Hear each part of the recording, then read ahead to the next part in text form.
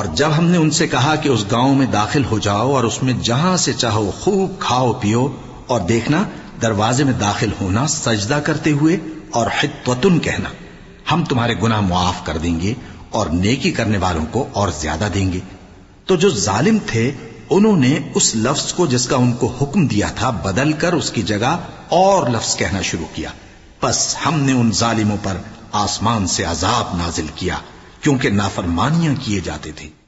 اور جب موسیٰ نے اپنی قوم کے لیے ہم سے پانی مانگا تو ہم نے کہا کہ اپنی لاٹھی پتھر پر مارو، انہوں نے لاٹھی ماری تو اس میں سے 12 چشمے پھوٹ نکلے، اور تمام لوگوں نے اپنا اپنا گھاٹ معلوم کر کے پانی پی لیا۔ ہم نے حکم دیا کہ اللہ کی عطا فرمائی ہوئی روزی کھاؤ اور پیو، اور زمین میں فساد نہ کرتے پھرنا۔ اور جب تم نے کہا کہ موسیٰ ہم سے ایک ہی کھانے پر صبر نہیں ہو سکتا، تو اپنے پروردگار سے دعا کیجئے کہ ترکاری اور ککڑی اور گیہوں اور مسور اور پیاز وغیرہ جو نباتات زمین سے اگتی ہیں ہمارے لیے پیدا کر دے۔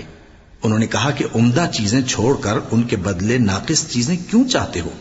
اگر یہی چیزیں مطلوب ہیں تو کسی شہر میں جا اترو،